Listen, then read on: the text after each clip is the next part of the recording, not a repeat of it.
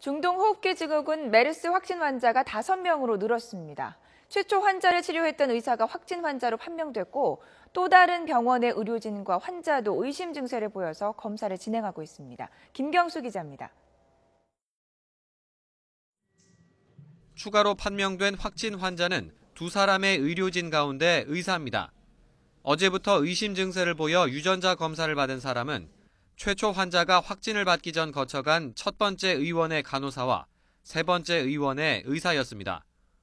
2사람 모두 자가격리 대상이었는데 고열과 설사 증상이 나와 국가격리병원으로 이송돼 유전자 진단검사를 받았는데 한 명만 확진으로 나온 겁니다.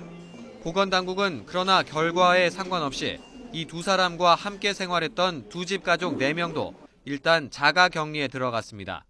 실질적으로 이와 같은 가택격리에 대한 그 실효성을 담보하기 위해서 보다 더 보건요원들을 집중적으로 배치를 하고 질병관리본부는 또 이 2사람의 의료진 이외에 기존 확진 환자들이 거쳐갔던 또 다른 병원의 의료진 1명과 환자 1명도 의심 증세를 보여 유전자 검사를 하고 있다고 밝혔습니다. 이에 따라 보건당국은 환자 모니터링과 검사 기준을 보다 강화하기로 했습니다. 우선 발열의 판단 기준을 지금까지의 38도씨에서 37.5도씨로 낮추기로 했습니다. 또 증상이 가볍더라도 본인이 원할 경우 국가지정병원에 입원시켜 유전자 검사를 하기로 했습니다. 또 격리 기간 중 검사 결과가 음성으로 나와도 바로 격리를 해제하지 않고 예정 종료일까지 격리를 유지하기로 했습니다. 보건당국은 그러나 지금까지 발생한 확진 환자와 의심 환자 모두 자가격리 대상자 가운데 발생했기 때문에 지역사회로 확산할 가능성은 낮다고 말했습니다.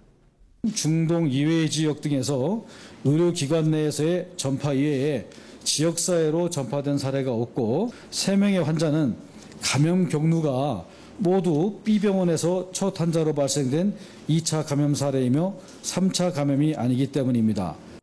일각에서는 세 번째 확진 환자의 딸과 의심 환자의 가족들이 외부 활동을 한 점에 대해 우려의 목소리가 나오고 있습니다. 질병관리본부는 이에 대해 메르스의 경우 증상이 나타나기 전인 잠복기에는 감염력이 없다는 점을 재확인했습니다. YTN 김경수입니다.